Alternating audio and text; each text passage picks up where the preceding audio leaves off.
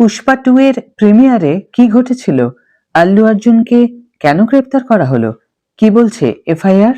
High everyone, welcome back to my channel অঞ্জনার ব্যঞ্জনা। বন্ধুরা, তোমাদের সকলকে আমার এই ছোট্ট ইউটিউব চ্যানেলে স্বাগত জানাই। হায়দ্রাবাদের সন্ধ্যা থিয়েটারে 4 ডিসেম্বর মৃত্যু হয়েছে 39 বছরের রেবতীর।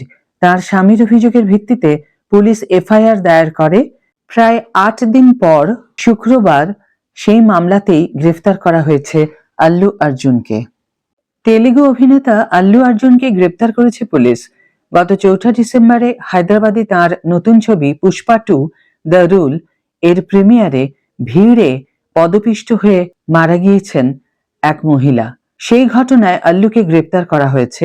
শুক্রবার তাকে চিক্কাদপল্লী থানায় নিয়ে গিয়েছে পুলিশ। 5 ডিসেম্বর পুষ্পা 2 প্রেক্ষাগৃহে মুক্তি পেয়েছে। তারপর থেকে কয়েকশো কোটি টাকার ব্যবসা করে ফেলেছে এই ছবি। কিন্তু দক্ষিণের প্রথম সারির ওই অভিনেতাকে কেন গ্রেপ্তার করল পুলিশ? হায়দ্রাবাদের প্রেক্ষাগৃহে পদপিষ্ট হয়ে মৃত্যুর ঘটনায় তার ভূমিকা কি ছিল? একাধিক ধারার উল্লেখ করা হয়েছে এফআইআরে। ওই এফআইআর এর কপি অনুযায়ী অভিযোগকারীর নাম ভাস্কর মাগুদামপল্লী। তিনি তার স্ত্রী, 9 বছরের পুত্র এবং 8 বছরের কন্যাকে নিয়ে পুষ্পা 2 এর প্রিমিয়ার উপলক্ষে সন্ধ্যা থিয়েটারে গিয়েছিলেন। অভিযোগপত্রে ভাস্কর জানিয়েছেন, রাত 9টা 10 নাগাদ তাঁরা টিকিট কেটে ছবি দেখতে হলে ঢুকেছিলেন। প্রেক্ষাগৃহে ছিল ঠিক থেকে ভিড়। রাত 9টা 40 নাগাদ আল্লু প্রেক্ষাগৃহে আসেন। ভিড় সামলাতে হিমশিম খাচ্ছিলেন কর্তৃপক্ষ।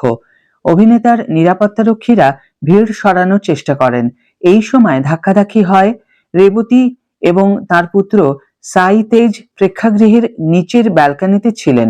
তারা শ্বাস নিতে পারছিলেন না, দম বন্ধ হয়ে আসছিল মা এবং পুত্রের। দুজনেই ভিড়ের মধ্যে পড়ে যান। ঘটনাস্থলে থাকা পুলিশ তাদের উদ্ধার করে হাসপাতালে নিয়ে যায়। সেখানে রেবতীর মৃত্যু হয়। শিশুটিকে দুর্গাবাই দেশমুখ হাসপাতালে প্রাথমিক চিকিৎসার পর নিয়ে যাওয়া হয় কেআইএমএস হাসপাতালে। অভিযোগ, আগে থেকে পর্যাপ্ত পরিকল্পনা এবং ব্যবস্থা ছাড়াই অভিনেতা হলে চলে এসেছিলেন। প্রেক্ষাগৃহ কর্তৃপক্ষ ভিড় নিয়ন্ত্রণের বন্দোবস্ত করেননি। এর ভিত্তিতে পুলিশকে পদক্ষেপের অনুরোধ করেন মৃতের স্বামী। অভিযোগের ভিত্তিতে আল্লু, নিরাপত্তারক্ষী সহ তার টিম এবং সন্ধ্যা থিয়েটার কর্তৃপক্ষের বিরুদ্ধে এফআইআর করে হায়দ্রাবাদ পুলিশ। ভারতীয় ন্যায় সংহিতার 105, 118, 1, 3, 5 ধারায় তাদের বিরুদ্ধে মামলা রুজু করা হয়েছে। ভারতীয় ন্যায় সংহিতার 105 ধারায় অনিচ্ছাকৃত খুনের কথা বলা রয়েছে। 118(1) ধারায় অস্ত্রের মাধ্যমে অর্থাৎ যন্ত্র, আগুন, ক্ষতিকর গ্যাস, বিষ ইত্যাদি মৃত্যু ঘটানোর কথা বলা রয়েছে। পুলিশের বক্তব্য, আল্লু কখন কোথায় ছবির প্রিমিয়ারের জন্য যাবেন পুলিশকে সে বিষয়ে পর্যাপ্ত তথ্য দেয়নি তার টিম। প্রেক্ষাগৃহের তরফেও পুলিশকে কিছু জানানো হয়নি। আচমকা সন্ধ্যা থিয়েটারে বুধবার পৌঁছে যান তিনি। ওই প্রেক্ষাগৃহের সামনে পুষ্পা 2 এর প্রিমিয়ার উপলক্ষে এমনিতেই ভিড় ছিল। অভিনেতা স্বয়ং উপস্থিত হওয়ায় হুড়োহুড়ি পড়ে যায় দর্শকদের মধ্যে। আল্লুকে এক ঝলক দেখার জন্য ধাক্কাধাক্কি শুরু হয়। পুলিশ লাঠিচার্জ করেও পরিস্থিতি সামাল দিতে পারেনি। আল্লুর মতো প্রথম সারির অভিনেতার নিরাপত্তা কিংবা ভিড় নিয়ন্ত্রণের জন্য বাড়তি কোনো বন্দোবস্তই করেননি প্রেক্ষাগৃহ কর্তৃপক্ষ। অভিনেতা এবং তার টিমের প্রবেশ কিংবা প্রস্থানের জন্য আলাদা কোনো দরজার ব্যবস্থাও ছিল না। অভিনেতার সঙ্গেই দর্শকেরাও হলে ঢোকার চেষ্টা করেন। তার নিরাপত্তারক্ষীরা জনতাকে ধাক্কা মারেন। ফলে পরিস্থিতি হাতের বাইরে চলে যায়। আগেই আল্লুর বিরুদ্ধে এফআইআর দায়ের করা হয়েছিল।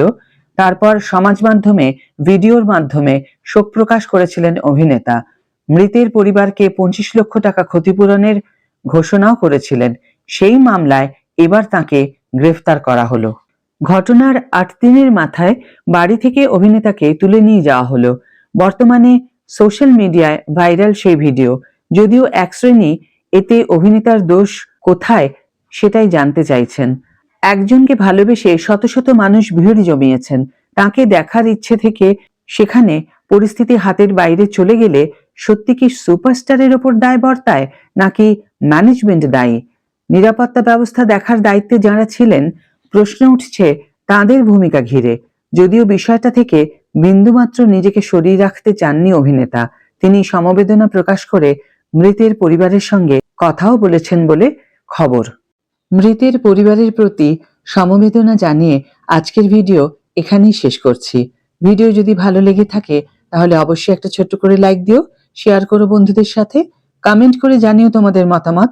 যারা এখনো আমার চ্যানেলটিকে সাবস্ক্রাইব করোনি তারা অবশ্যই চ্যানেলটিকে সাবস্ক্রাইব করে আমার পাশে থেকো।